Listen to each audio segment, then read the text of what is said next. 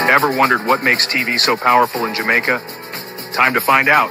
Welcome to Global TV Group 358, where television meets innovation. We're not just about shows, we're about shaping society. In Jamaica, TV keeps you informed, connects diverse voices, and supports democracy. Imagine a Jamaica where broadcasters unite, sharing data and collaborating globally. That's us, a unified voice in the TV industry. Did you know TV advertising is still king? It drives website traffic, boosts brand equity, and powers integrated campaigns. Even in an age of digital, TV stands strong, resilient in tough times. Our global TV deck is your treasure trove of insights and data.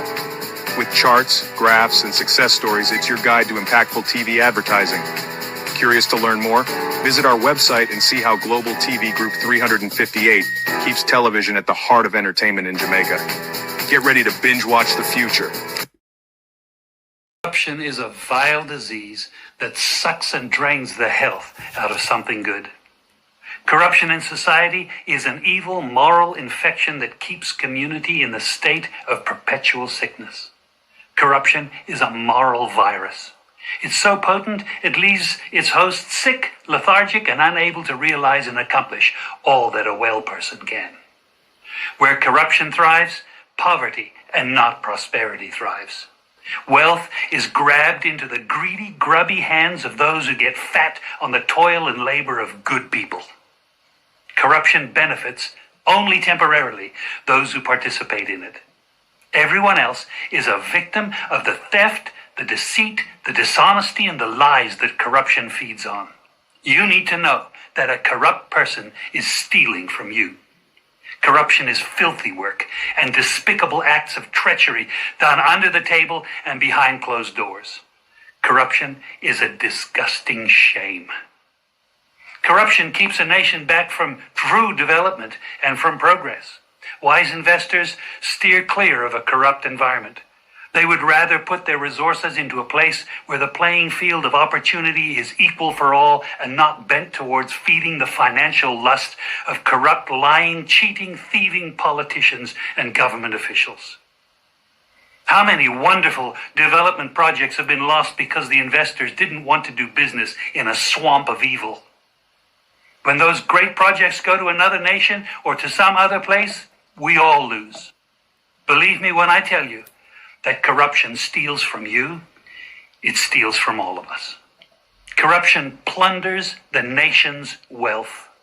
Corrupt people compromise on truth, equity, and fairness, choosing instead to feed off the short-term benefits of crookedness, exploitation, and financial perversion. Corruption is not just a personal matter, it's a culture. It's a way of life, not just for individual people, but for companies, communities, governments, and nations. Corrupt nations, hiding behind large companies, will seek to invest in other weak nations in order to take over the assets of the nation that they've invested into. They will provide financial loans to a nation for the much-needed infrastructure, and they will do it with assets that they provide. They will sign contracts by lining the pockets of rotten government officials who participate in this kind of corruption and are then held hostage by their own deceit and greed. Corruption is nothing less than a form of theft and national robbery. A corrupt person steals from everyone in society.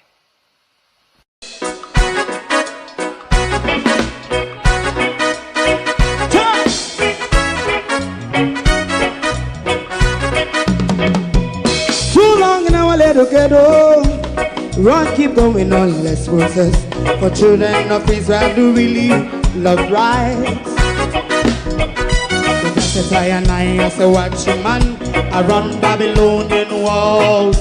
Oh, children of Israel,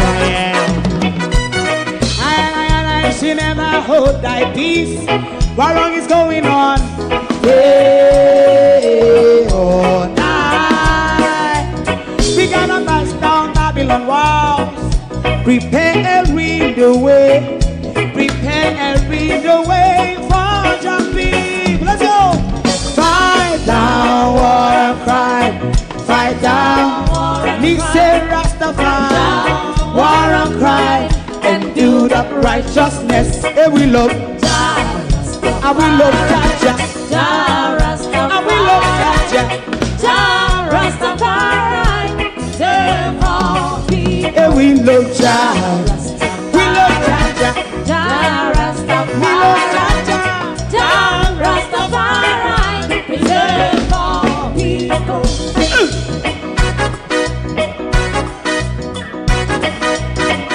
Put time away again. Listen, yeah. Just as I and I as a watchman around Babylonian walls. Oh, children of Israel, I and I should never hold thy peace, but we penalize day or night. We gonna bust down Babylon gates. Prepare every the way, prepare every the way for Rastafari. Fight down war and fight down war and fight. Rastafari, war and crime, and build up righteousness. And we love Jah, and we love Jah, and we love Jah, Rastafari, preserve all, and we love Jah. Me love Jaja, me love Jaja, Rastafari, preserve all. Me love Jaja, Rastafari. Yeah, the next song is going to be the last song for tonight, and then DJ Twink.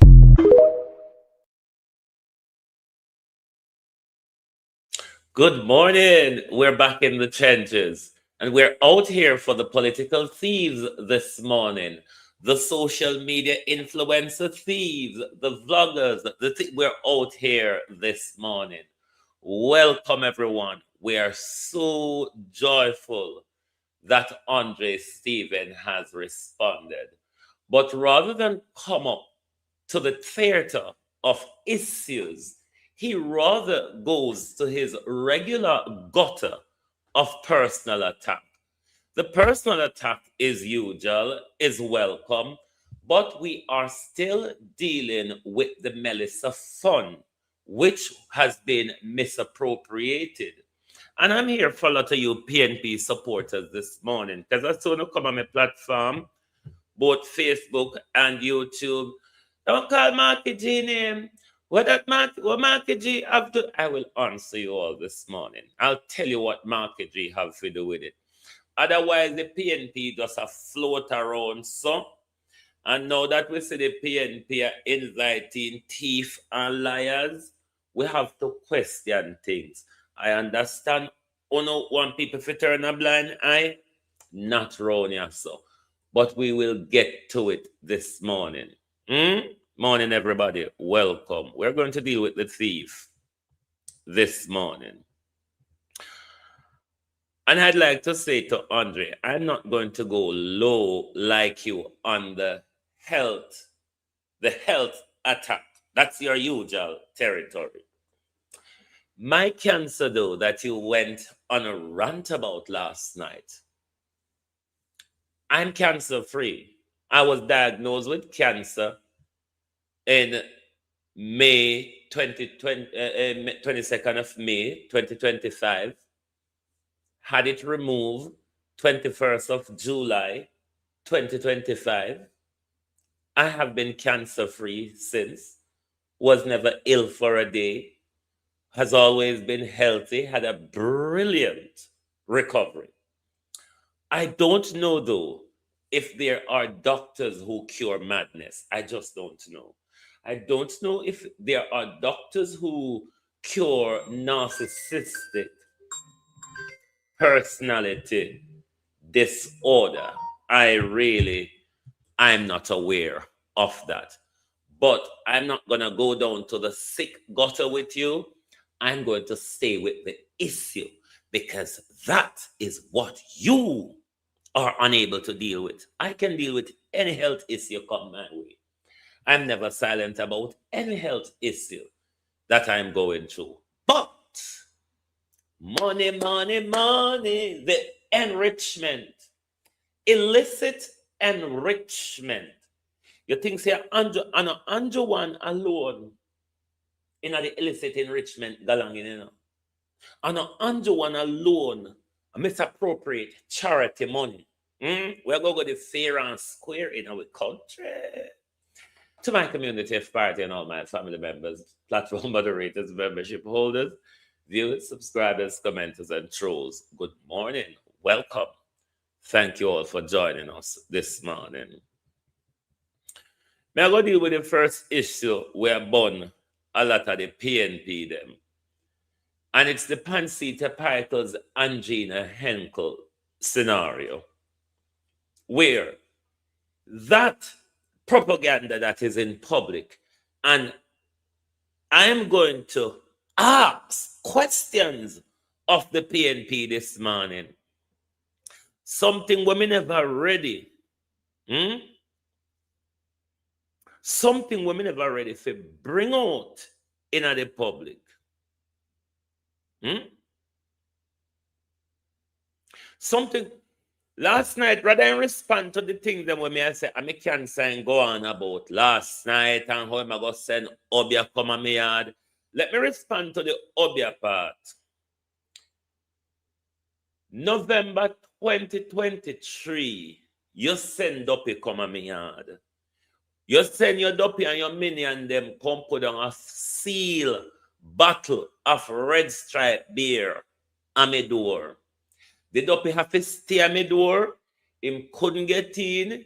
When me a pass, when me a pass go in and out, the Doppy have to just up me pass that he can't go further than this. So maybe you're going to have to go get another stronger Obia man.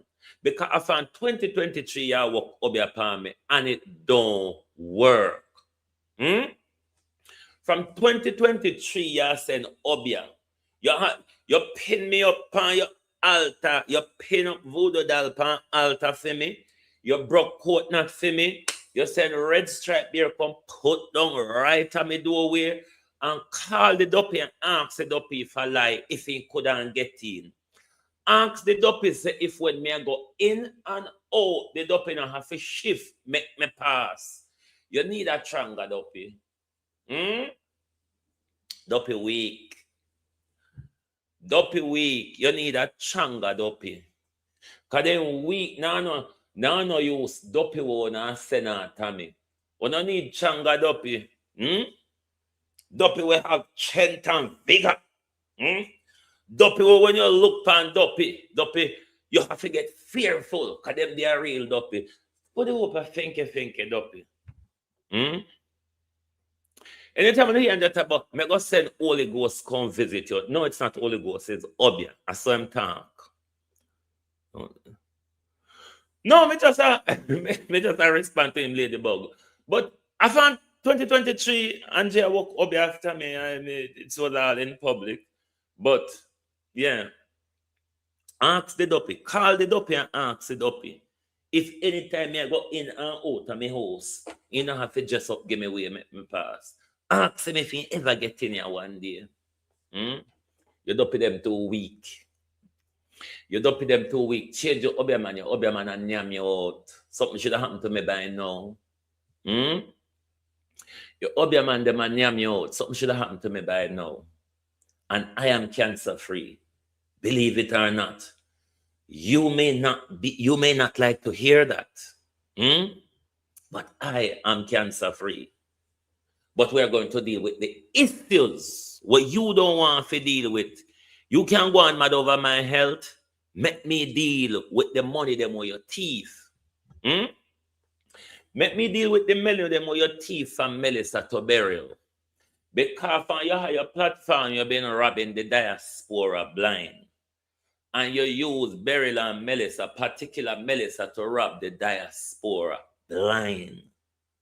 And we now going to make you get away with the Melissa money, particularly because you collect it under the guise of charity. And you're going to have to regulate it. And you're going to have to account for it. And if you don't provide the accountability to us in the public spheres, then you will have to provide it to Mocha. You will have to. If you can't provide it to the public, you will have to provide it to Mocha. Simple. So what is going on today? No, the money that the galang in them we talk about, rather than you respond to the thing them when me talk about. And my health him keep going on about. As you know from 2023, he can only go on about my health or tell lies on me. He can never deal with an issue that I raise. And that is what I'm challenging you to do. Deal with the issue. Now, let's go to the Pansita Pikel's Angina Henkel's, because this brings my golden decision making into question. This brings the entire PNP into disrepute. In the high stakes, I don't know what the rules of the organization is, but can the organization answer this? Is it a part of the organizational policy that you will give a seat to a candidate who is registered mentally ill, who is a registered mental health patient? Is that a part of your policy? That question, we need to get that out of the way, because mindset and mental health matters in that job. So we want to know from the People's National Party if that's their policy. Now let's go to the Pansita Pikels and the Angina Henkels. Then me have questions for my Golden, Dayton Campbell, Peter Bunting. I'm gonna call the PNP them there. PNP, you know who sat in the last meeting up where name? What the PNP them office name up a road there? Labour what? Belmont Road? PNP what? Hope Road also? Well, wherever the PNP them had a meeting. You know what's down in the last meeting? Come here. Me have question. Let's go to Pansita Pikel and Gina Henkels first. in the high stakes lead up to the 2025 general election, Mark Golding, leader of the People's National Party, faced intense scrutiny over his candidate selections. Central to this debate was the decision to greenlight Andre Stevens for a political seat, a move that many critics viewed through the lens of the Lawrence Rowe debacle that had recently left the party bruised and embarrassed. The shadow of Lawrence Rowe. To understand the apprehensions surrounding Andre Stevens, one must recall the disgraceful spectacle involving Lawrence Rowe in the Kingston Central constituency. Originally positioned as a PNP caretaker, Rowe's tenure ended in a public and messy divorce from the party. After being removed in favor of retired senior cop Steve McGregor, Rowe didn't go quietly. He leveled explosive allegations against the PNP leadership, claiming he was offered millions in resources and a Senate seat to walk away quietly. The PNP dismissed these as spurious allegations, but the damage was done. Rowe subsequently defected to the Jamaica Labour Party and was later embroiled in legal troubles, including assault charges stemming from a viral video.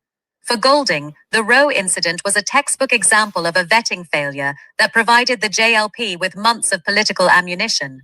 The Andre Stevens gamble. Against this backdrop, the elevation of Andre Stevens, a vocal and often polarizing figure, was seen as a calculated but risky maneuver. Stevens, known for his aggressive social media presence and unfiltered advocacy for the PNP, represents a departure from the traditional, more reserved political diplomat. Critics argue that by granting Stevens a platform, Golding is doubling down on a firebrand strategy that backfired with Rowe. The concern is that while Stevens commands a loyal following among the party's base, his combative style risks alienating moderate swing voters who are increasingly wary of the Garrison-style rhetoric and personal scandals that have historically plagued Jamaican politics. Vetting versus loyalty. The central question for the 2025 cycle was whether Golding had learned the lessons of the past. The Lawrence Rowe spectacle was not just about one man. It was a symptom of a party struggling to reconcile its grassroots energy with the need for disciplined, bulletproof candidates. By choosing Stevens, Golding signaled a preference for high-visibility loyalty. However, in the court of public opinion, The move felt like a deja vu moment. Skeptics pointed out that if Stevens' campaign were to deviate into the kind of controversy that defined Roe's exit, it would not just be a candidate failure, but a definitive indictment of Golding's judgment as a leader. A test of leadership. As the 2025 election results eventually showed a narrow victory for the JLP, the PNP's candidate selection remained a point of post-mortem analysis. Golding's decision to back Stevens was a bold attempt to weaponize a new kind of political influence, but it was haunted by the ghost of Lawrence Roe. For the PNP, the disgraceful spectacle of 2025 served as a reminder. In the digital age, a candidate's past and personality are under a microscope. Whether Andre Stevens was a masterstroke or another vetting oversight remains a subject of heated debate among comrades and Laborites alike. But one thing is certain. The shadow of Lawrence Roe made the stakes for the Stevens choice higher than ever. Right. I want to set the stage from a question to Mark Golding and the issue of decision-making and vetting. Given Lawrence Roe debacle and the entire public image of Andre, his past JLP history, and there are other things to vet as well, such as the mental health and all of that, because that is relevant to the job. Mark Golding still, based on Andre's argument, made that choice. The argument is sweltering in public and nobody from the PNP responded to it. Now, here's me putting my question to them, but this is the build-up to the question. During the general election campaign, Andre Stevens was paid $50,000. I'm gonna stick with me here and we get the understanding of why this question is relevant. Andre Stevens was paid $50,000 per week by Peter Bunting. This is one of us. All of these PNP was lining up going on his platform. It wasn't free. He was being paid $50,000 by Peter Bunting. It was what the party arranged, but Peter Bunting was the one who was paying it. That was being paid right through the election cycle up until the last meeting that the People's National Party had at Old Hope Road the other day. In that meeting, they decided, Peter Bunting raised the issue to stop paying Andre now because election finished. Andre wasn't happy with that. Of the people them in at the meeting, the only one wanted him to still get paid was Dr. Dayton Campbell. But Peter Bunting stopped the payment. Now, this is my question to Dr. Campbell, Angela Brownberg, Peter Bunting, and Mark Golding. Is it then that reason, because Andre was disgruntled because on our withdraw the $50,000 on our pay him a week time? Was it because of that why I don't have to promise him a seat to keep him quiet from going on the attack on Uno? Uno, remember just the other day him attacked Peter Bunting? Does anyone remember? Anyone else Uno will watch him? Do Uno remember where they him call out Peter Bunting pan him galangin? Since election, yeah. Since election, Uno remember? Anybody watch him would know. That was when they thought he was gonna go on the attack because of the withdrawal of the money. Then I am asking the question now to the PNP hierarchy. Are you really giving Andre a seat? Or is this something to ward him off the attack? It is important. Let me tell you why it is important, PNP. Your credibility is tied to all of what is going on here. The decision-making, the credibility And not just Philip Paul didn't call out, he call out Peter Bunting as well. Because after the meeting, after they have the meeting up at Old Hope Road, they decided to stop the payment. Dr. Campbell was the only one who was arguing for him to still get the payment. However, Bunting stopped the payment. It seems like he was then gonna start to go out on an attack on them. So they have to promise him something to keep him calm. It is important for the PNP to respond to all of these sweltering in public, because the credibility of the People's National Party and Mark Golding decision making is tied to this. Because this now then seems that Mark Golding and the PNP is not playing social justice politics. They are playing the popularity politics. So if it's about numbers to achieve power, tell me where we the people come in, PNP. Because uno say, uno come on my page yesterday, come say, me not fi call Mark Golding name in this. Leave Mark Golding out of this. Who if he asks the question? He's the president of the People's National Party. The party name is all out here with all this argument, while at the same time, the same Andre is under the spotlight for charity money misappropriation.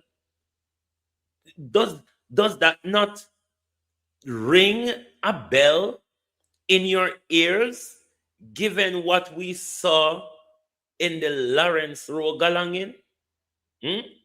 So when I now come to my platform, come say, no call Mark Golding name in this. How Mark who if he asks? Or are you saying this is a good image for the People's National Party? Are you saying that this is a good image for the People's National Party? Now let's go to the article we did on the charity money, because this come out both last night, and rather than respond, him go off palm health. We still need to know if you have a registered charity, if you're complying with the Charity Act of 2013 and the charity regulations of 2022, if you are doing your bookkeeping, you not reach to this stage, because you say, Andrew, me figure ask for accountability. That the Auditor General will deal with that. You not reach to the Auditor General stage yet. You not reach to the Auditor General stage.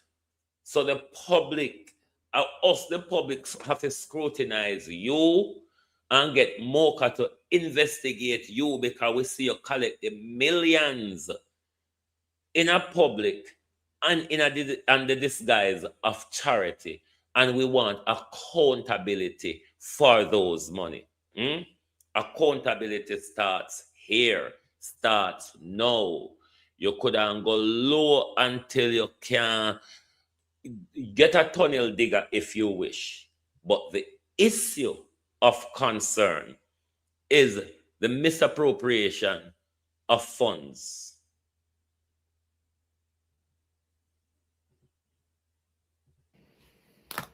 Transparency or transformation?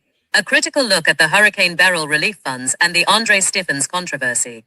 As Jamaica continues its long road to recovery following the devastation of Hurricane Beryl, often referred to in digital discourse as the Melissa period of relief, following the viral Melissa donation story, public scrutiny has shifted from the storm clouds to the digital ledgers.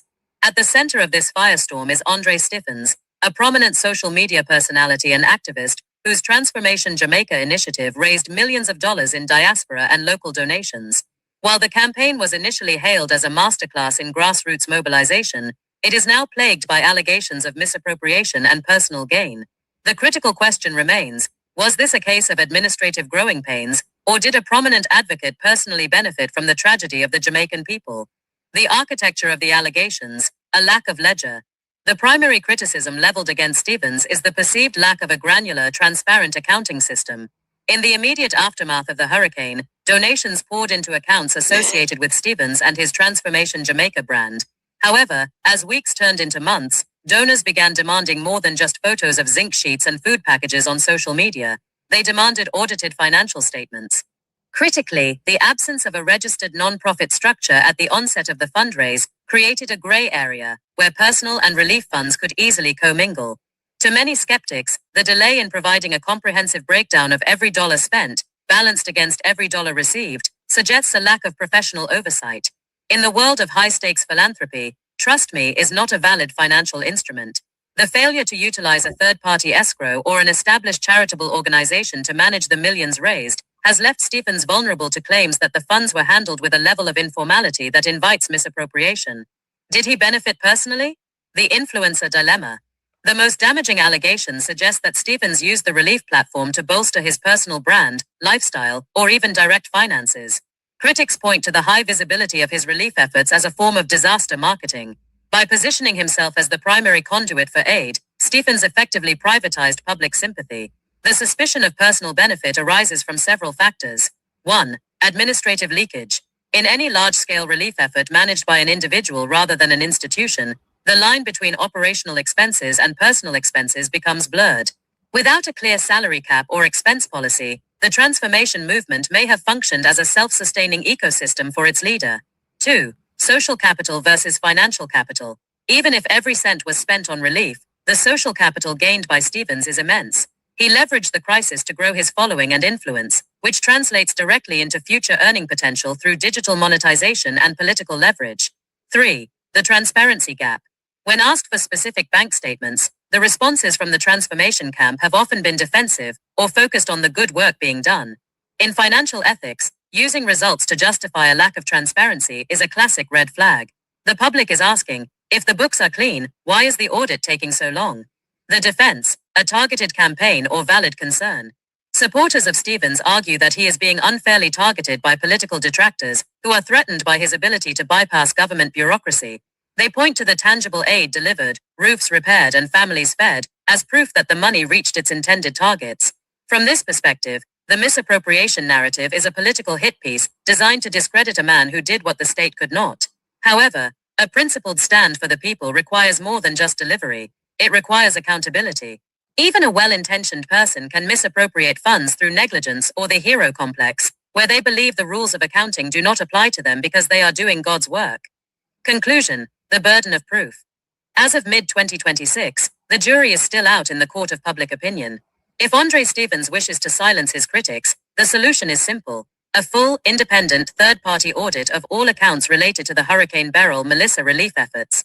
Anything less, be it more boots-on-the-ground videos or emotional social media lives, will only deepen the suspicion that a portion of the diaspora's generosity was siphoned off for personal or political gain. In the final analysis, the transformation Jamaica promised must begin with a transformation of how public funds are managed by private individuals. Without total transparency, the legacy of the Beryl relief effort will not be one of restoration, but one of broken trust. That is what we want from you. Transparency. Transparency. Because you rob the diaspora blind. You scam the diaspora blind. That's between you and them. But when you collect public money, whether it be for Melissa or Beryl, under the disguise of charitable, you need to provide to the public that those money, every cent of it, was used for public use. So if you cannot provide the proof to show the public how all of those money you collected was spent, you will have to provide it to Mocha. It is very simple. You could have run around and cuss and carry on and go on. I could have bad mind. I could have views me want or whatever. And never views you want when you come out to attack everybody where there.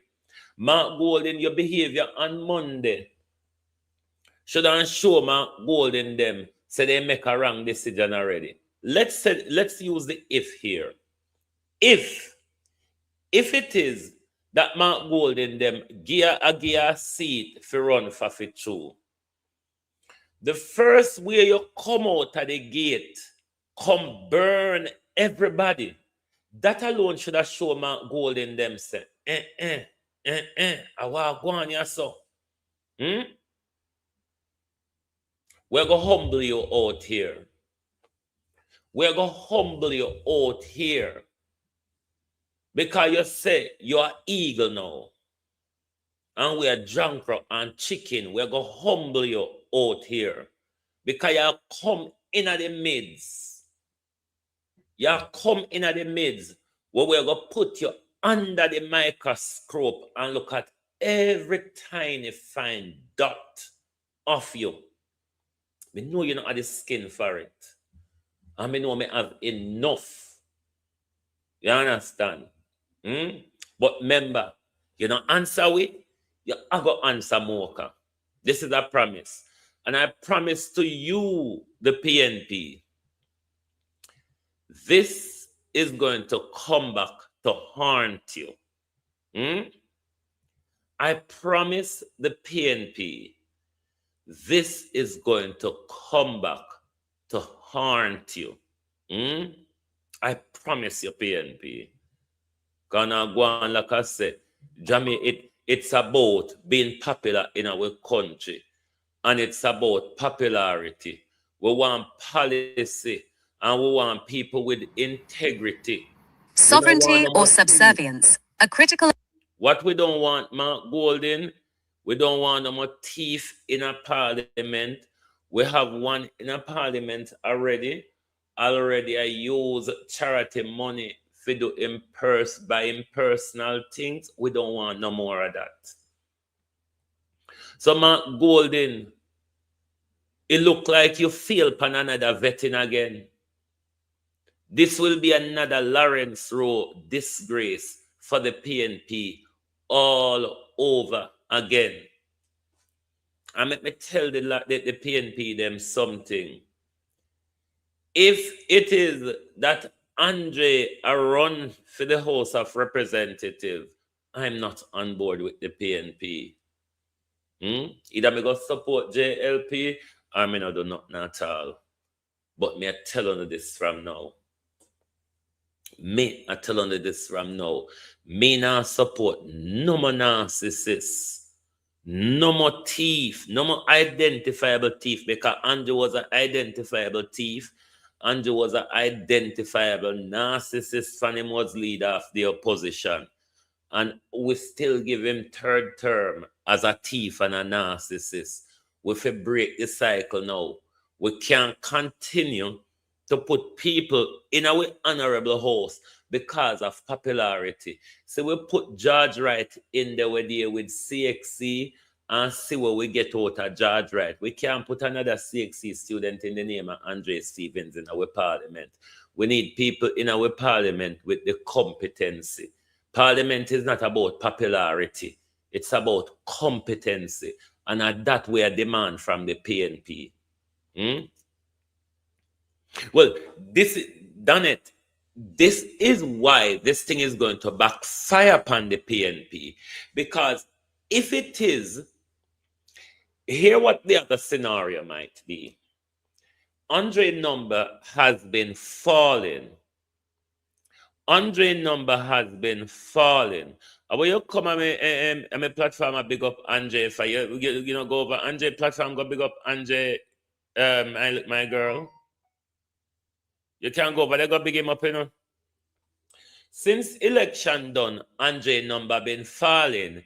That him bad about him revenue in that way. Here's the other scenario of question for Dr. Campbell. Could it be that Uno Andre play the public to get back up Andre's number so he can keep in a revenue line when he used to, because Uno cut off that 50,000 from him and him numbers are drop. So the narrative will help him to keep up in number. But the PNP must answer to this, because them in the public and people is questioning. People is questioning all of what Andre said. People is questioning the PNP's credibility. People is questioning the PNP decision making.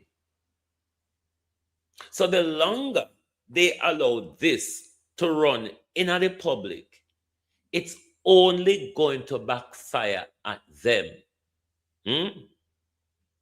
And if they do to him what they do to Lawrence Rowe, keep him in a seat, and then when it comes up to election, them swap him for somebody else, it will be an onslaught. He would do worse to the PNP than when he do to the Labour right them. But there is a reason Dr. Campbell needs to answer to this question, because him alone a fight for him keep the money, and all of a sudden them withdraw the money, him come out with this narrative. The PNP need to respond to this.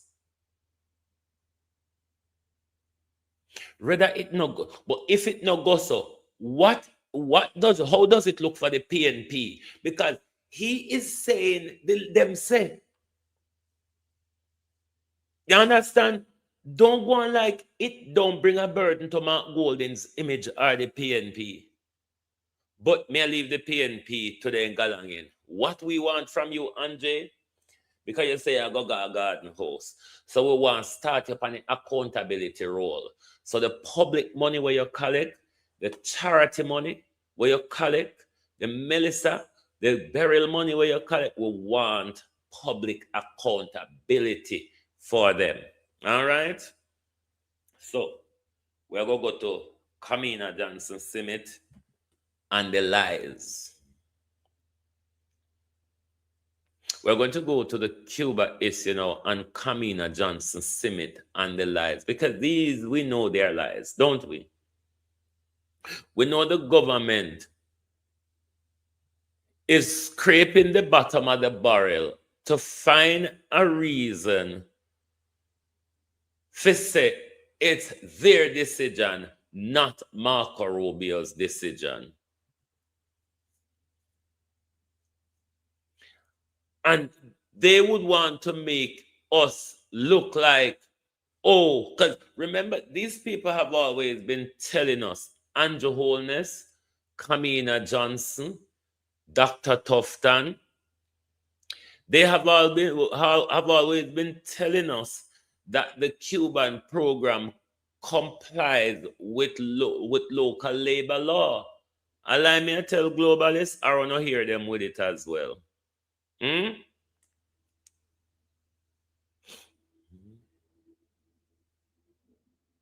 Allow me to tell, we never hear them since the debacle, since Donald Trump and Marco Rubio start this debacle.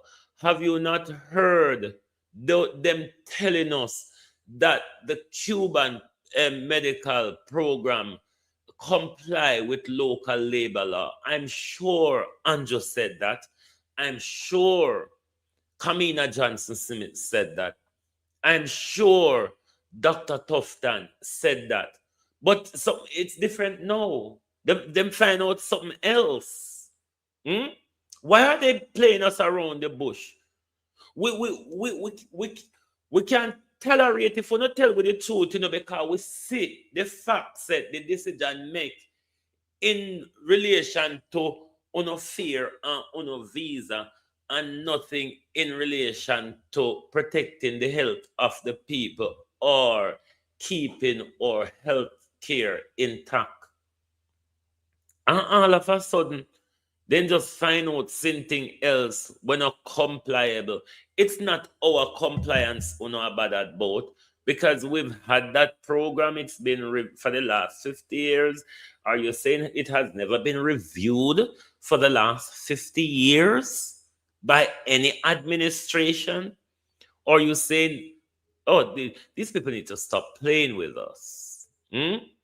These people need to stop playing with us, because this is the thing that irritate me with these politicians. They speak to us like we're utter fools.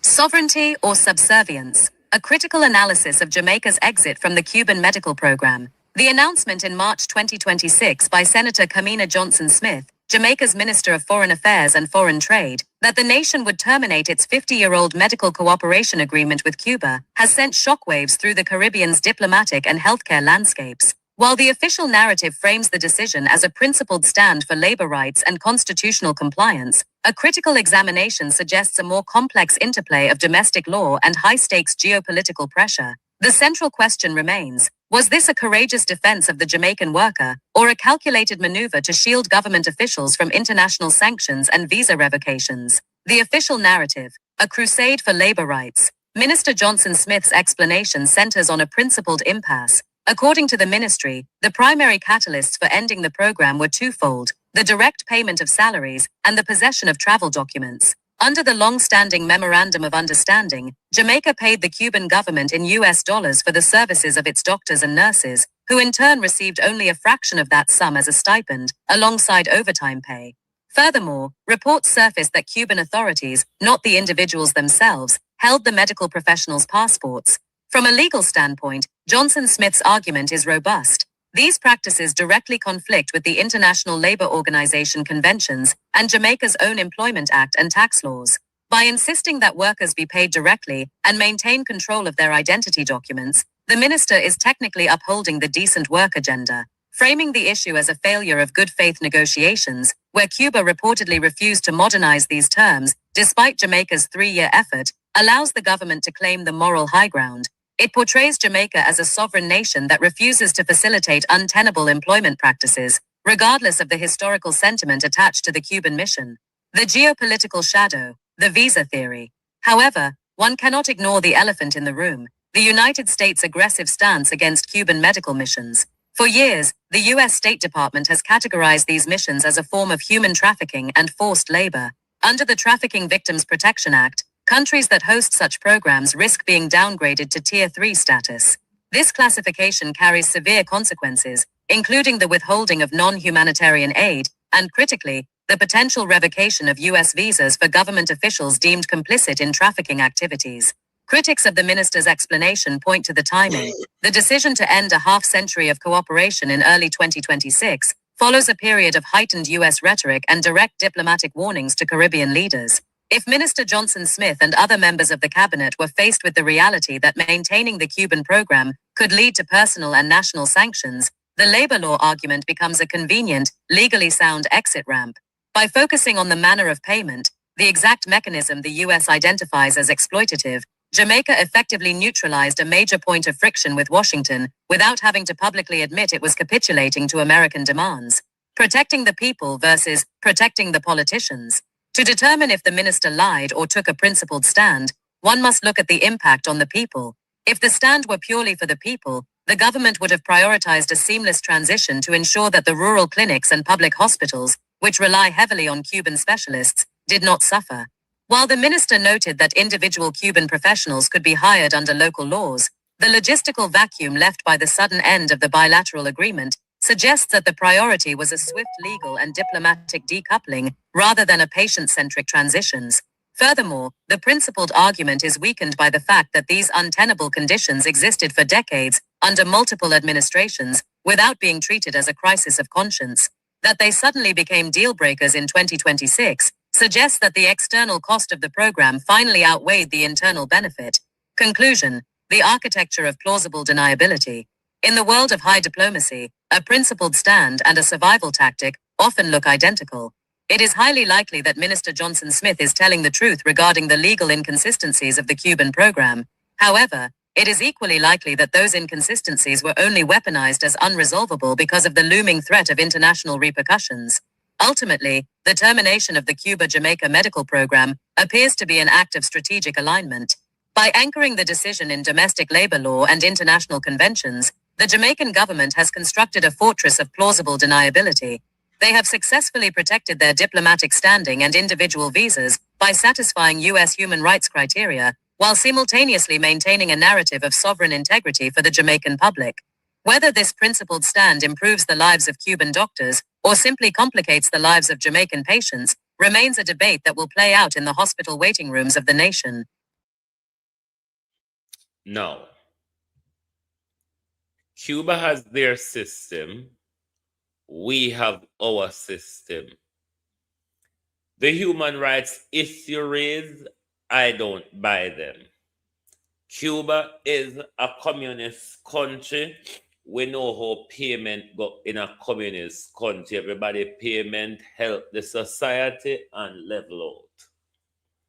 Now, when it comes to the passport holding, I kind of agree with it. And let me tell you why I agree with it. If Cuba possible wasn't doing the program like that, you know how much a Cuba specialist and professional Europe and America would have steal once they left out of Cuba coming to the Caribbean? So if Cuba never have a program like that where them retain them retain travel document, maybe once they get the professionals get out of Cuba, a lot of Cuba would lose a lot of their specialists to these big countries as well, and in turn we wouldn't still suffer the losses of not the human rights where them a ball about in a Cuba benefit the entire Caribbean. Because for America alone we go blind. For America alone we dead off for medical wants down there, because America not care about for him people them when it come to health neither. And not like England, yeah, so where England look at we. And not look at the England, yeah, so where him rob with out of a paycheck, then look at we. So me kind of agree with the withholding of the program, because we notice how they drain through health, through professionals, whether be in the health sector or in the education sector. They have drained us. So if Cuba never have the program run like that, we in the Caribbean would not benefit what we are benefit now from Cuba, even though they cut it off and we and throw it up in our ear and say, look here, we no go blind, no baby go dead in a neonatal care and all of that. America say human rights, which how the human, this is the backwardsness of these things. Because them said the withholding of visa and the payment to the Cuban state are human right breaches. But the right to life is human right as well, because many of us are going to die. The right to access proper health care, a human right issue as well. So you protect one human right issue, and in the end, you're going to create probably a greater human rights issue across the Caribbean, because the human right abuse in our hospitals are going to get higher. The waiting time. Some people now go see the need of going to hospitals anymore. And that's why Jamaicans don't understand when we say, need to focus on agriculture and herbal. So if you come out of conventional medicine, but there are herbal where we have around with where we now make proper use of. Because what is to come with a failing healthcare? Because right now, as much as America go on, America still having gate open to take the best of the best from us. How do you work that out? We not deserve no plantation people. When you don't say we still the plantation, we don't deserve nothing, you know. We choose Andrew Holness for Marco Rubio make with decision. Are we choose him, you know? Are we choose the criminal? Are we choose the criminal on the 3rd of September? We did tell us say Andrew I go do no over. We did tell us say Andrew Holness I go do no over. Uno see you do no over in a Melissa. You seen do no over. Look on a time like no. When we healthcare is a slapdash. Slapdash. With the pan floor. We have to wait days for your bed. We go there with buck toe and we come out in a body bag. And Jamaica people not see the pending disaster to come.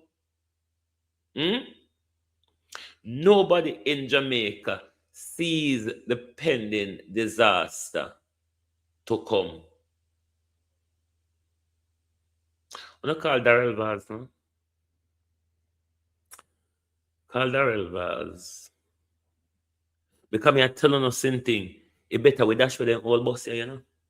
Darrell Vaz. Globalist. When you don't hear the article here, what me write. We don't need for dash. We need for dash for the old bus. It don't serve no purpose, like literally. What am I bringing? Lord Jesus. Me always know about white elephant. Assessing Jamaica's rural transit investment. Me always know about white elephant. But me never know they have yellow elephant too. Jamaica, we're under siege, you know.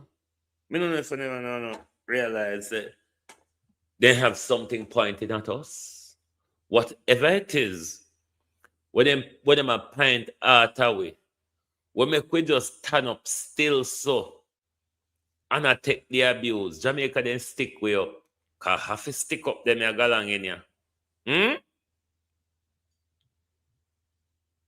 They may stick up. You can't look away in their hand. $1.4 billion for old Takaram. The dollar bust them.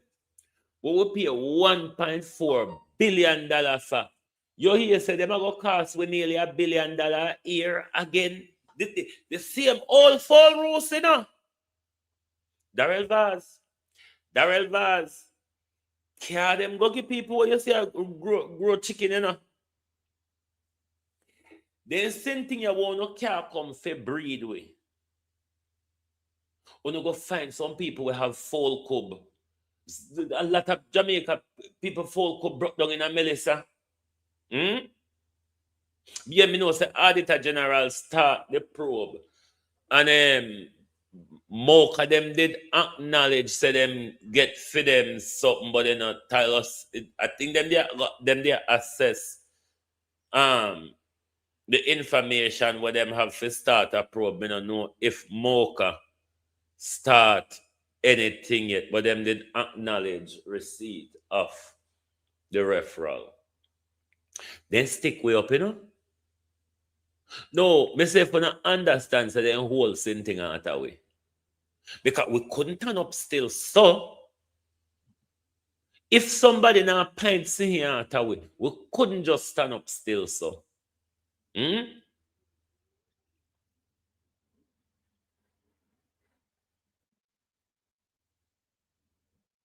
bloody hell, wanna listen here.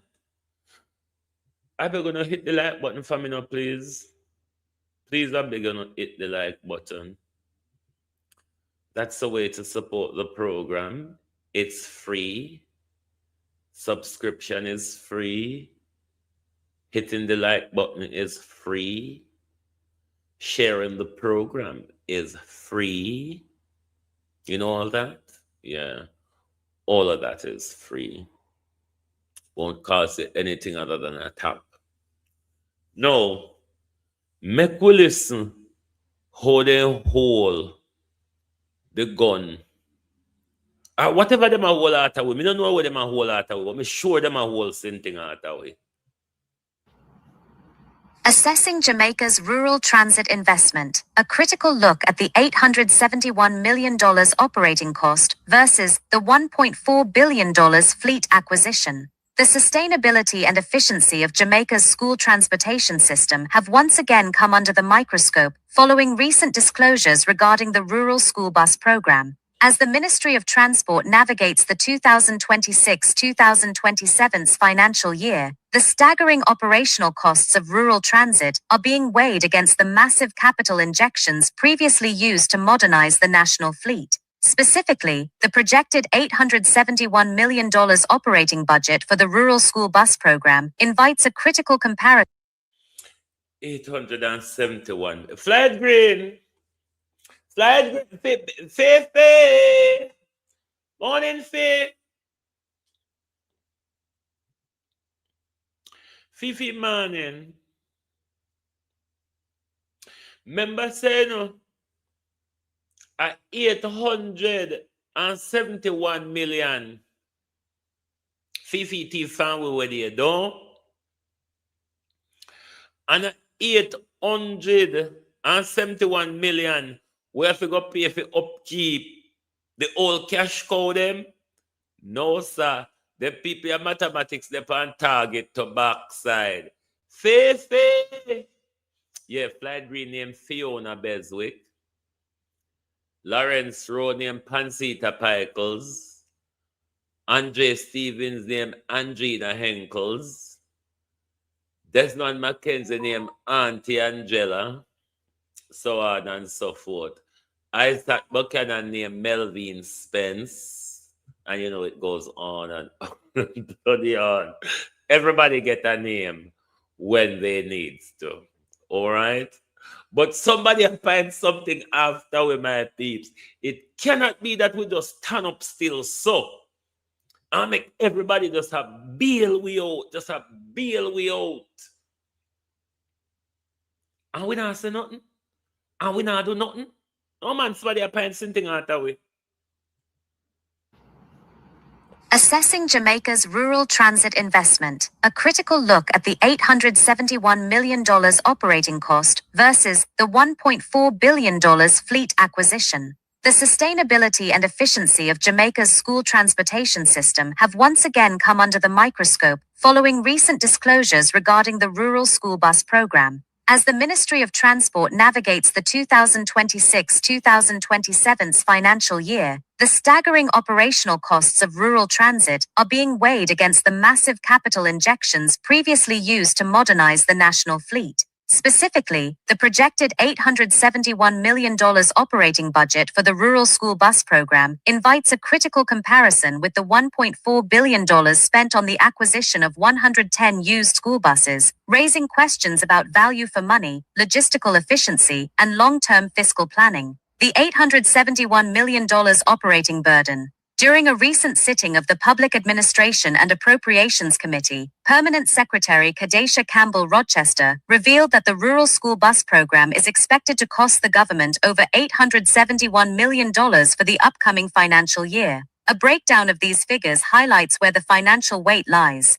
Labor costs. Salaries and wages for drivers account for the lion's share at $630 million, with an additional $50 million for dispatchers and $4 million in incentives. Maintenance and logistics. While maintenance is projected at a relatively modest $7 million, an additional $114 million is earmarked for related costs, which typically encompass fuel, insurance, and administrative overhead. Crucially, this $871 million is an operating expenditure. Unlike a one-time purchase, this is a recurring annual cost required simply to keep the wheels turning. The most concerning aspect of this figure is the lack of a revenue offset. The ministry noted that projected revenues are currently unavailable due to the alarmingly low take-up of bus cards by students. This suggests that the program is operating as a near-total subsidy, placing a heavy burden on the national treasury without a clear path towards self-sufficiency or cost recovery. Comparison to the $1.4 billion fleet acquisition. To put the $871 million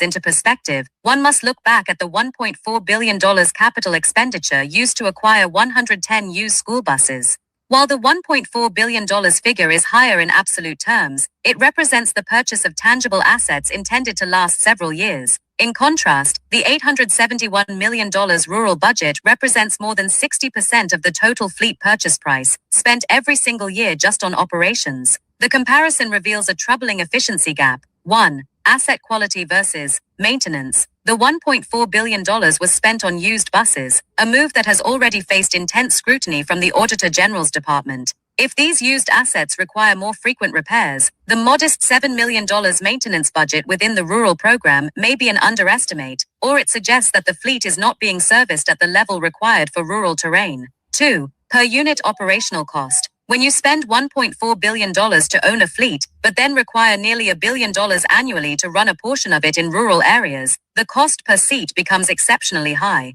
In urban centers, high passenger volume dilutes operational costs. In rural Jamaica, the long distances and lower student density mean the government is paying a premium for every mile traveled. Critical implications and value for money. The Auditor General is currently probing the $1.40 billion procurement to determine if value for money was achieved.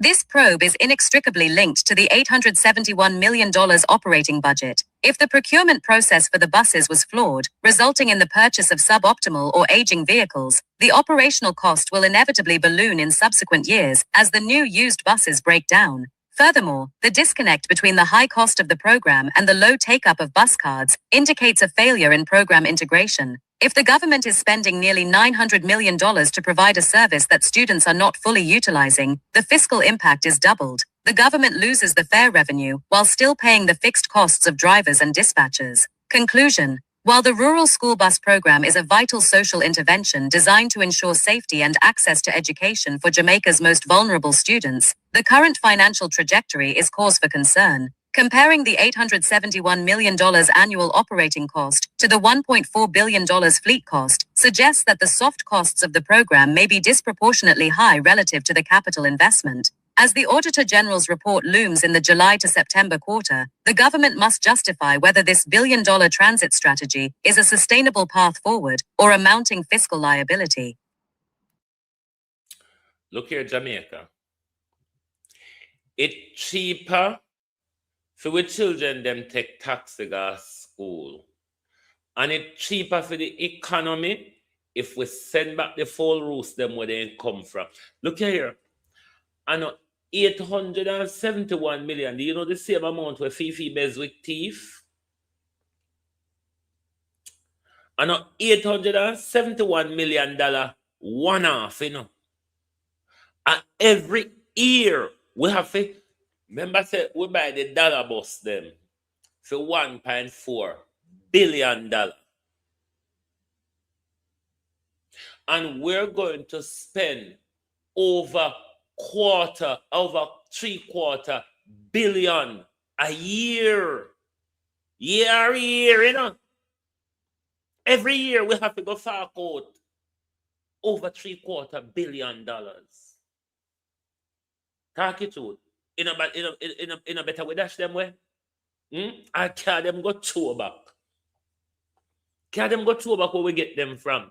Because if you count with buckle stopper, the chances of you knowing what a feasibility study is will be a long shot, isn't it?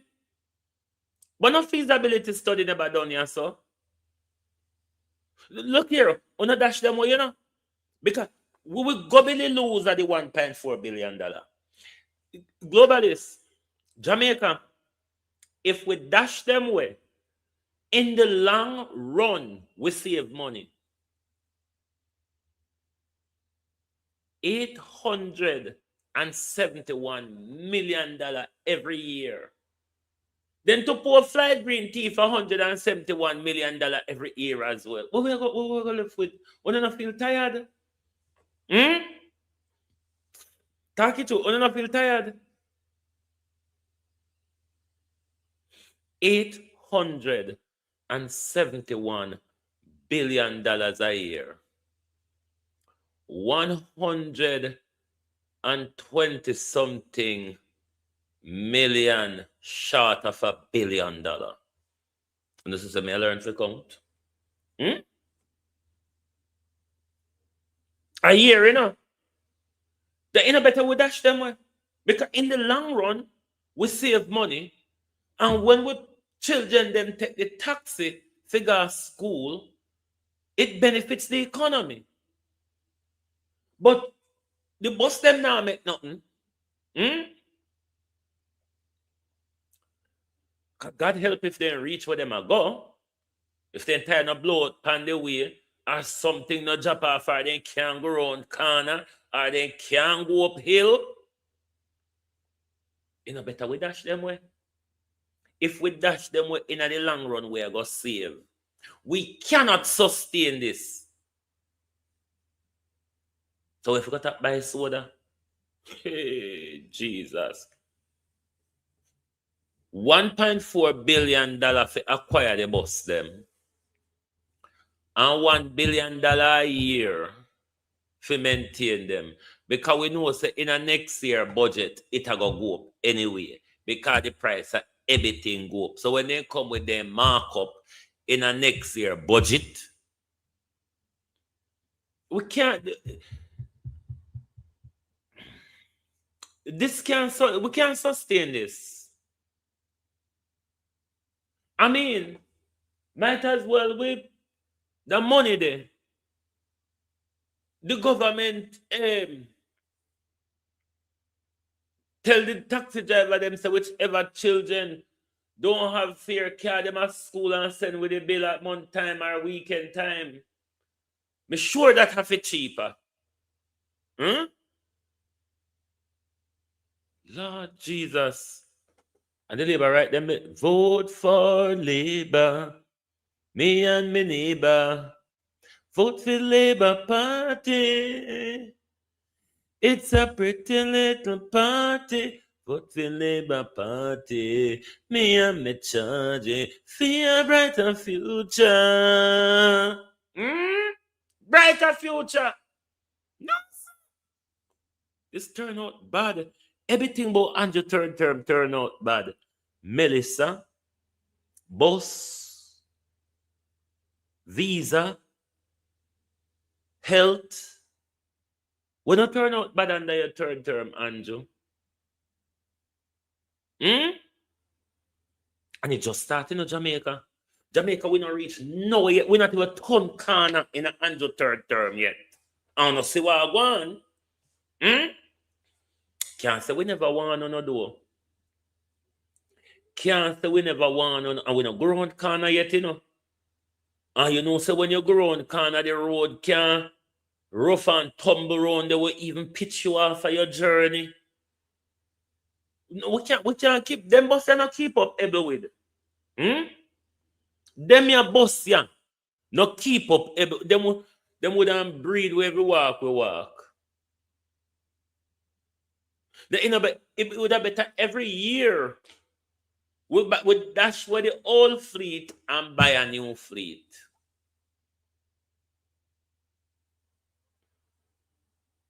And there's no way to send Darrell Vaz to prison. There's no way we're going to get Darrell Vaz to prison.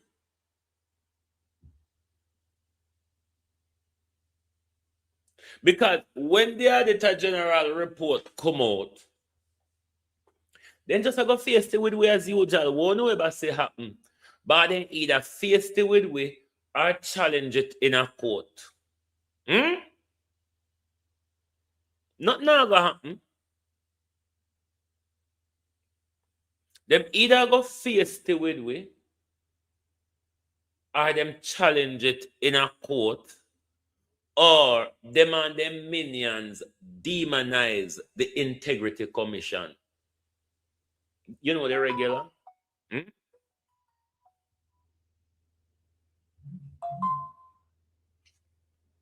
But we can't continue to make these people enrich themselves while them are dig out where you notice a lot of the galanging Christopherton pass over a lot of things to the private sector.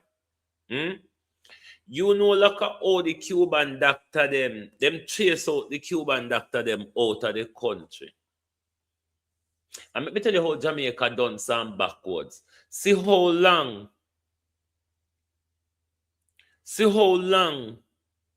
AG report is out for Vaz. The no man, the one with the AG probe the bus, it come out yet? The one with this Starlink come out, they say they come out yet? I want me to talk a little while, yeah. When I catch me up, remember me I get old. We can't maintain them bus here though. They no walkable. We might as well dash them when the year done. And which country was it? Guyana, who bought a fleet from, was it China or Japan? Either brand new or brand new second hand. Way cheap. Me I go look back for that article. We did use that sometime last year. Way cheap. Hold on, let me just quickly ask. Guyana purchased school bus from China. Was it Guyana? Based on it providers. No, it wasn't Guyana. Which Caribbean country was it? Globalist, do not remember. I was trying the Caribbean country did buy them school bus from China. But one of the Caribbean country last year. Hold on. Which Caribbean country bought a fleet of school bus from China last year? Barbados by some Barbados by some, yeah. But way cheaper. And possible Cayman as well. Way cheaper than what we pay for brand new buses, and see what we end up with. And don't forget, say, probably when the Auditor General report comes out, we will know how much millions we spend on retrofitting and repairs and all of them something there. Because you remember the minute the buses them come in the country, the minute the bus them come in the country, them start breakdown. The minute them get to in the country, them start breakdown.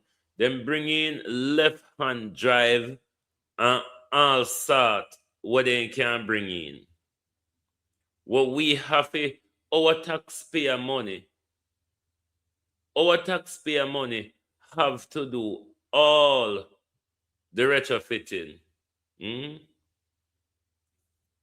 And see there now, it a go cost we almost 1 billion.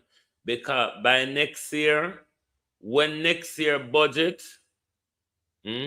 how much it Barbados, the 30 where Barbados did buy, how much it costs? By next year budget come, we'll pay up to $1 million. The cost of it. Yeah, the retrofit cost, the repair cost. Remember then they have to tire out the whole of them, because if you look on them too hard, the tire just bust, so the tire them did really tread right out. There's lots of money. There is a lot of money that we spend on them since they come in the country. And now to find out, say, them are go cost we almost $1 billion a year. And the buses them now bring in that money. So we're at a deficit every year with these buses. Let's ask this question then.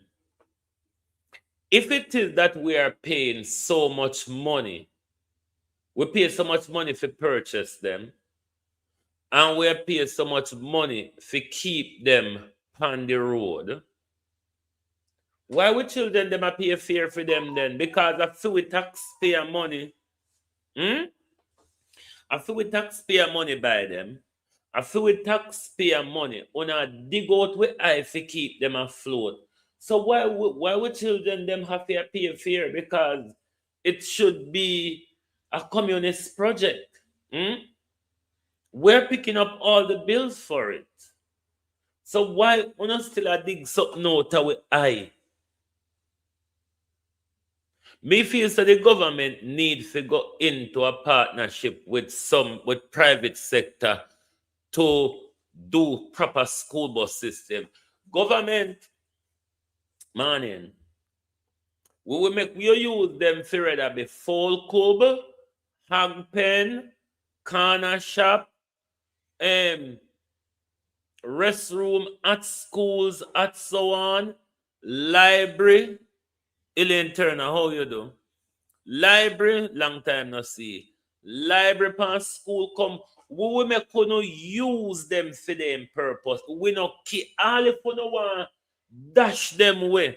Give them away for picking a play in a community. We no mind. All if you no want give them away in a community. For children play in a, it wouldn't bother we. At least it would be a little community center or community clinic, community library, some God Almighty thing, but we can't pay for this. We already waste 1.4 billion plus. And we're going to pay another 1 billion every year. Anything that serves the community, whether it be local clinic, corner shop, hog pen, full cub, library, restroom, a staff room at school, something, some bloody thing. Move it out of the way, because you see it a stress way out now, it a get to it. It a cost if we can't save no money. If we dash them with Jamaica, as much or anything, give them to early childhood school, give anything with them to get them out of the way. Right here now, we no matter what we do with them, as long as we no get them out of the way. Are we way there in, you know? We no mean to say, but they in our way. Every year we're going to have to fork out more and more. By the next 5 years, what we have fork out to maintain them and more and where they did cost. What can go so? How much buckle stopper you use work it out? I'm sure Darrell Vaz is short a buckle stopper what he might do. But then he as well, in thieves, so my God, me win the game. No, so Darrell Vaz, portable toilet, something, anything we can get. We just don't want them in our way. We just don't want it. They're an eyesore. And them even worse in our pocket. They're even worse when they get in our pocket.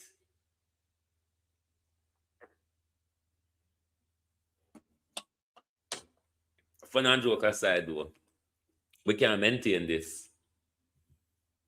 If we keep this, we're not going to be able to nyam. If we keep this here galang in here, we're not going to be able to nyam. And see them a charge with extra for bag juice, soda, suck. I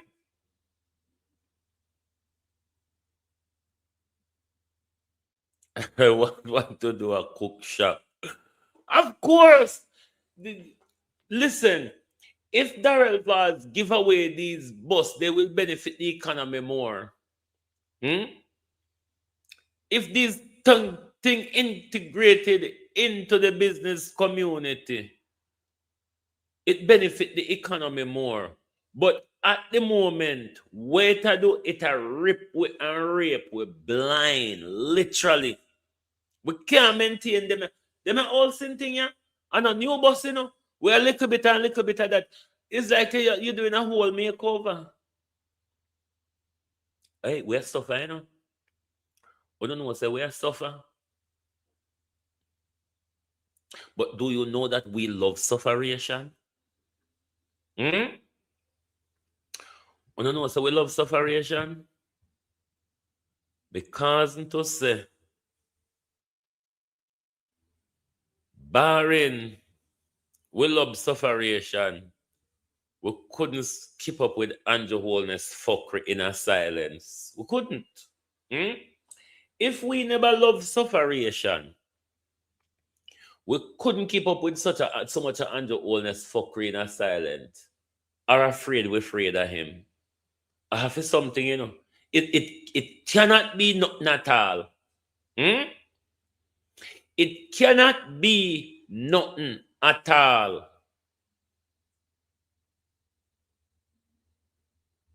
We just silence so. We just sit down and suffer just so. Hmm?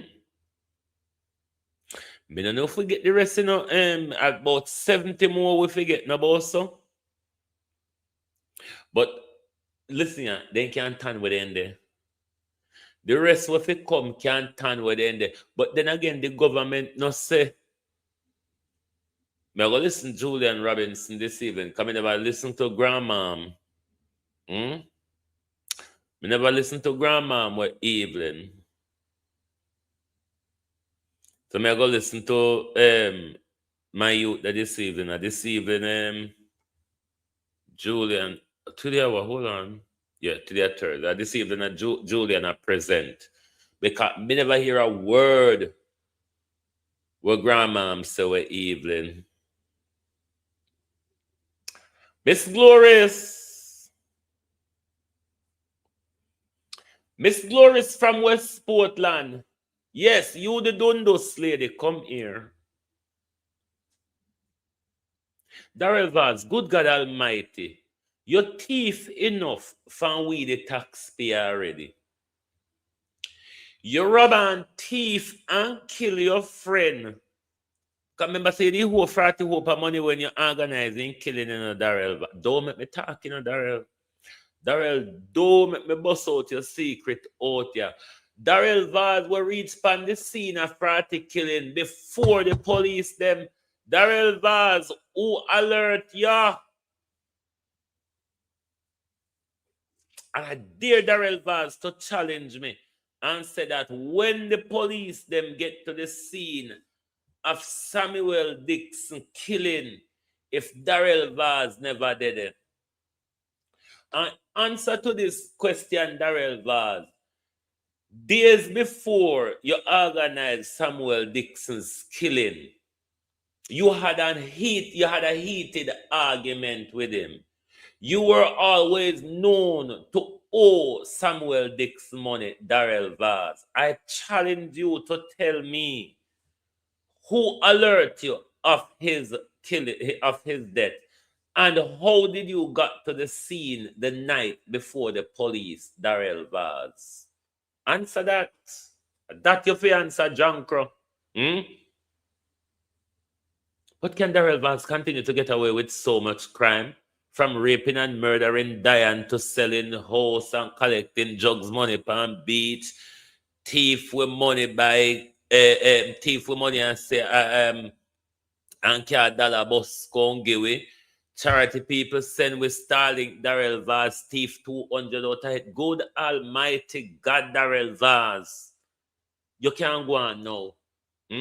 Darrell Vaz upper what the place name?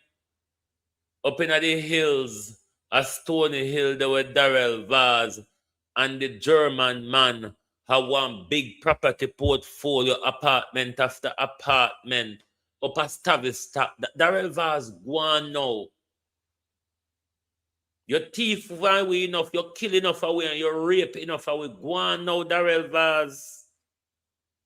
Because this your burden where you can't control down pan we can't bear it. We cannot bear the burden of these old buses. But the government said them are go buy new bus this year. The government said them are go buy new bus. Hey.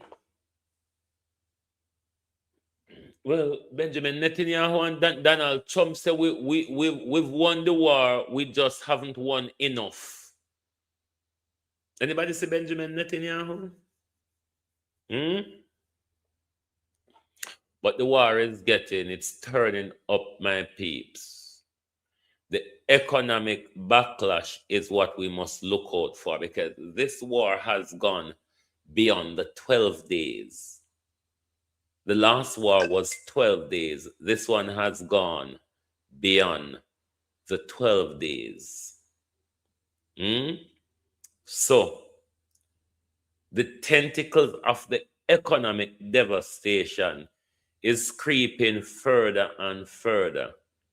And don't forget the global security backlash when it comes to terrorism that will also come from this war. So you must always be vigilant and be safe. You must try to store whatever food and petrol you can. Those of you who drive full up on a tank, if you have jerry can, full up on a jerry can and all that jazz, because we don't know how far them willing to take it. And the far right go, or the worse it go. The economic devastation start hit the what's you might call it already, the Gulf countries. Let's take a quick break and come back, please. Oh, thy peace, God of my salvation, because the mouth of the sinful and wicked is open. Rastafari.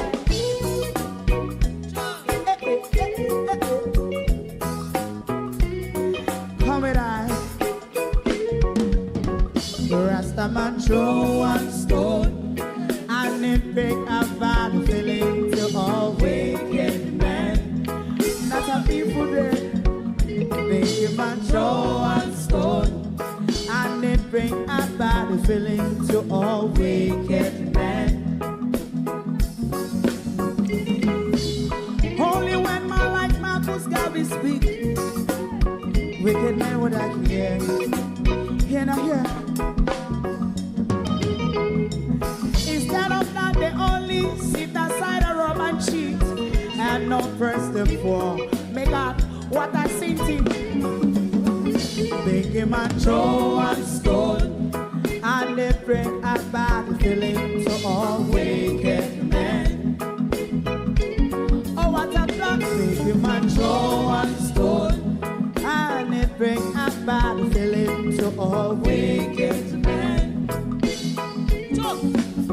My favorite part: if Rasta make a progressive move, wicked men are red. How they want to see them can sell out Rasta and sell it out. I sell out Babylon. They give man show and stone, and they bring a bad feeling to all wicked men. They give man show and stone, and it bring a bad feeling to all wicked men. If Rasta make a progressive move, wicked men are red. How they want to see the dead can sell out Rasta and sell out. I sell out Babylon. Yes, stop on the Friday. You might show and stone, and it bring a bad feeling to all wicked men. Oh, what a black thing, man, show and stone, and it bring a bad feeling to all wicked men.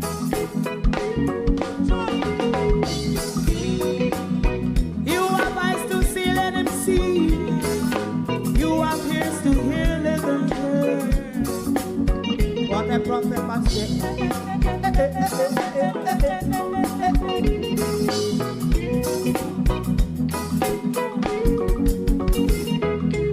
President Mandela was in prison for 20 odd years. And he leave from the prison and take the seat of the president. Stone one, big him and Joe one stone, and it bring a bad feeling to all wicked men. Turn, oh what's a black, big him and Joe one stone, and it bring a bad feeling to all wicked men.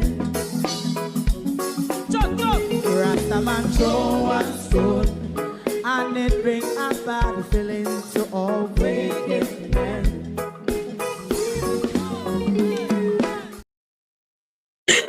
Thank you very much and welcome back.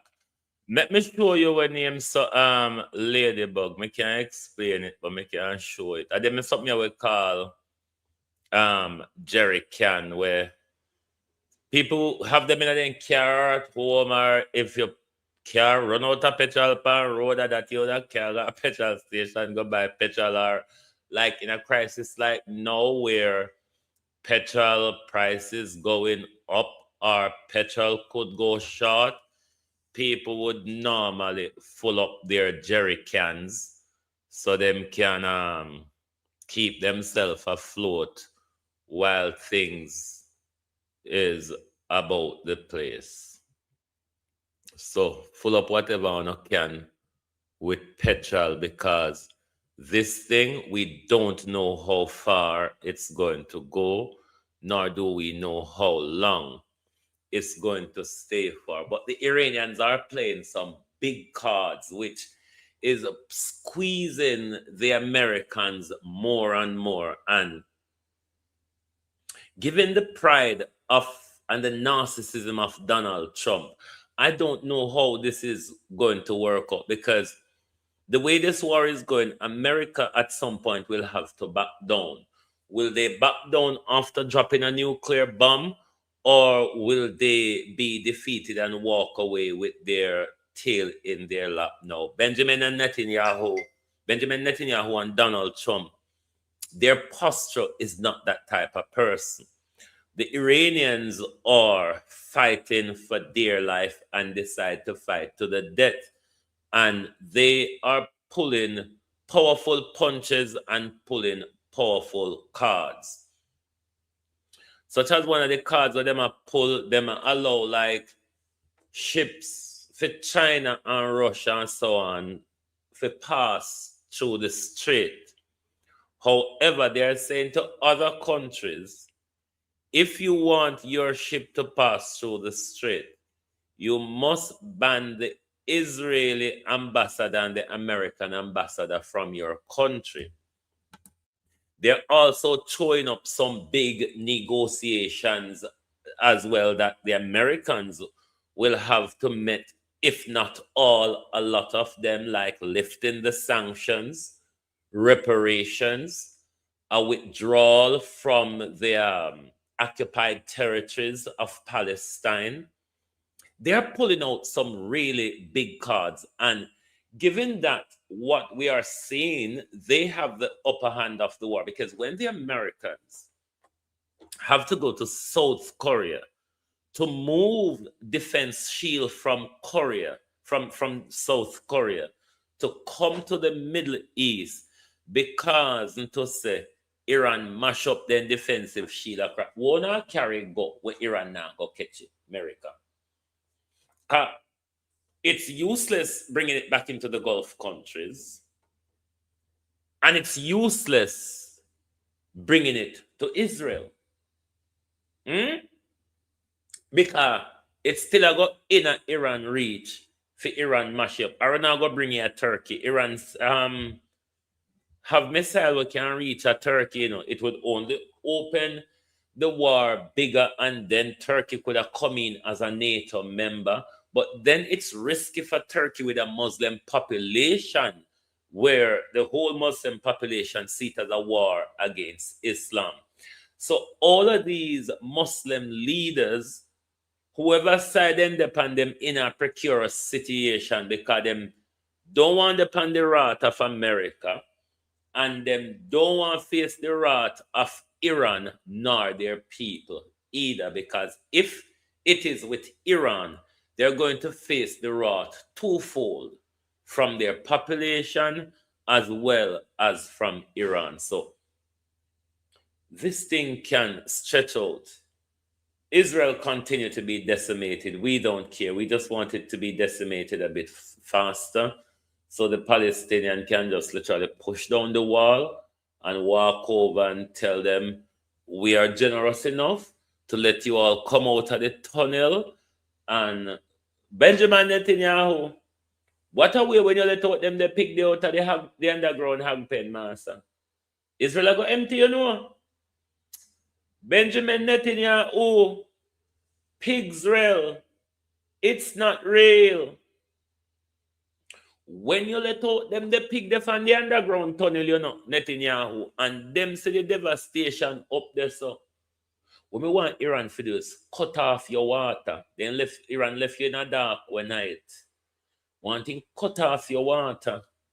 You see what you do to the children of Palestine? Mr. 2026, I make me say judgment. America and Israel have faced them judgment. Andre and he ally them will plan up for tear me down. Them are face them judgment. Them are roll in a mud. But tell Andre Stevens say, accountability. We want to know about every penny of the charity money. And if we don't get the bill and receipt, thieving Andre, devil hellish Andre, narcissistic Andre, if we don't get the bill and receipt, be sure Mocha will get it out of you. Because if you think to say, this isn't a long-term sustained war, I'm glad you respond last night in a Jankro. You're going to have to keep going low and lower and lower. But I know when you get to Mocha, you can't go low with Mocha. All right? Thank you all for being here with us this morning. Lovely to have your support, as usual. Thief charity money, Andre. And not Andrew alone thief charity money anymore. So when we call Andrew thief, we remember say Andrew and Andre are thief. They're both labor rights. It's what we expect them to do anyway. Thank you. Good morning and good afternoon from Global TV.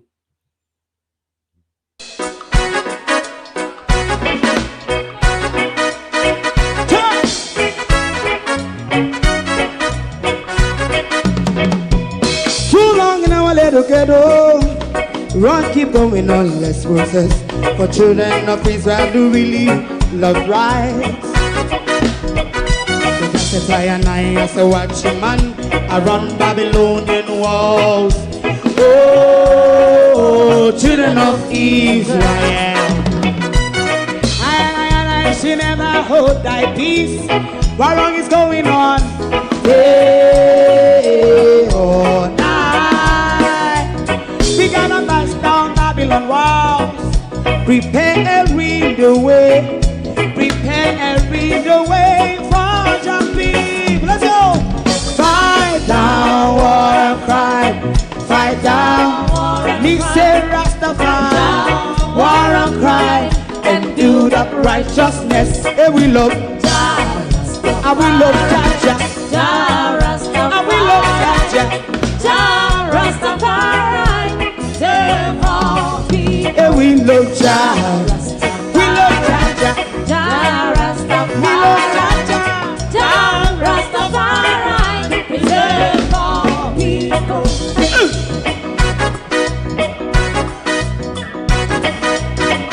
Put time away again. Listen, yeah. Just as I and I say watch a man around Babylonian walls. Oh, children of Israel, I should never hold thy peace, but we penalize. day or night. We gonna bust down Babylon gates. Prepare the way. Prepare the way for Rastafari. Fight down war and fight. Fight down war and fight. Rastafari, war and crime, and build up righteousness. And we love Jah, and we love Jah, and we love Jah, Rastafari, preserve all. And we love Jah, me love Jah, me love Jah, Rastafari, preserve all. Me love Jah, Rastafari. If you don't like missing out on the latest shows but still enjoy classic hits, then Global TV Group 358 is your perfect match. Global TV Group 358 isn't just another channel, it's your ultimate TV experience. From breaking news to binge-worthy dramas and timeless classics, we've got it all. Our unique blend of original content and global favorites means there's something for everyone. And guess what?